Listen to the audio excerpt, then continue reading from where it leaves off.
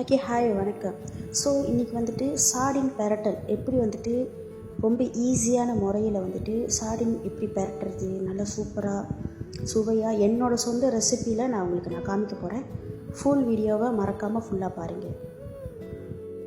Okay, தேவையான பொருட்கள்: ஒரு வெங்காயம், பல் பூண்டு, ஒரு 4லேருந்து 5 பல் பூண்டு, உங்களுக்கு தேவையான உரப்புக்கு ஏற்ற சில்லிப்பொடி, ஒரு கைப்பிடி சில்லிப்பொடி, ஒரு பச்சை மிளகாய். ஓகே, சொன்ன மாதிரி பூண்டு, மிளகா, சில்லிப்பொடி, வெங்காயம், இதை எல்லாத்தையும் கொஞ்சோண்டு தண்ணி ஊற்றி கொரப்பாக அரைச்சிக்கோங்க. ரொம்ப நெய்யாக அரைக்காமல் கொரப்பாக அரைச்சிக்கோங்க. ஓகே, வெங்காயம் பூண்டு நம்ம அரைச்சிட்டோம். நான் கொஞ்சம் தண்ணி கூட வச்சு அரைச்சிட்டேன். ஸோ நீங்கள் என்ன பண்ணுங்கள், தண்ணி குறைச்சி நல்லா கொரன்னு அரைச்சிக்கோங்க. அப்போ தான் இன்னும் சாடின் வந்து நல்லா சுவையாக இருக்கும். தண்ணி லேசாக ஊற்றி நல்லா கொரப்பாக அரைச்சிக்கோங்க. ஓகே, இன்றைக்கி வந்துட்டு நான் ஆயாம் பிராண்டோட தான் யூஸ் பண்ணுறேன். ஸோ நம்ம சாஸ் தனியாக எடுத்துகிட்டு மீனை தனியாக வச்சு அந்த சாடினை நம்ம வந்துட்டு முள்ளெல்லாம் எடுத்துடுவோம். ஓகே, சாடின் தனியாக, அந்த குவா தனியாக நம்ம வச்சுட்டோம். ஓகே, கொஞ்சமாக எண்ணெய் ஊற்றி நம்ம அரைச்சி வைக்க முடியுமா, அந்த வெங்காயம், பூண்டு, ஊசி மிளகா அதெல்லாத்தையும் போட்டு நல்லா எண்ணெயில் நம்ம வந்து வதக்கிக்குவோம். ஓகே, இந்த டைமில் வந்து நம்ம சாடின் மீனால் வந்துட்டு இஞ்சி பூண்டு பேஸ்ட், ஏற்கனவே அரைச்சி வச்ச இஞ்சி பூண்டு பேஸ்ட்டில் 1லேருந்து 1.5 கரண்டி நம்ம போட்டு அந்த வெங்காயம், பூண்டு, மிளகாவோடு நம்ம அந்த இஞ்சி பூண்டு பேஸ்ட்டையும் நல்லா வதக்கி பச்சை வாசம் போகிற வரைக்கும் நல்லா வதக்குங்க. ஓகே, இந்த ஸ்டேஜில் நம்ம வந்துட்டு கொஞ்சோண்டு தண்ணியை நம்ம ஊற்றிட்டு நல்லா கிளறி வச்சுக்குவோம். ஓகே, ஸோ நம்மளோட இஞ்சி பூண்டு பேஸ்ட்டோட அந்த பச்சை வாசம் நல்லா போயிடுச்சு.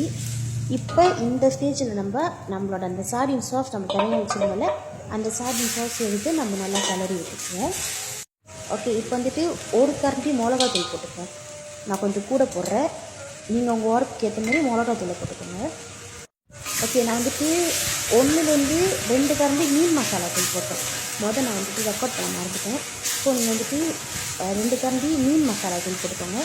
நான் பாய்க்கிற மசாலாத்தூள் வந்துட்டு பாபாஸ் மசாலாத்தூள்.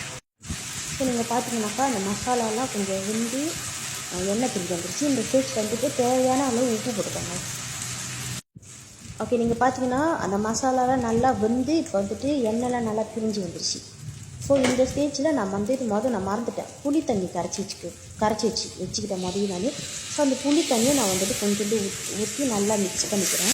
ஓகே, புளி தண்ணி ஊற்றி நல்லா மிக்ஸ் பண்ணிட்டேன். இப்போ நம்ம வந்துட்டு சாடினை நம்ம போடுவோம். நான் முள்ளெல்லாம் எடுத்து ஆஞ்சி வச்சிருந்தேன் சாடினை.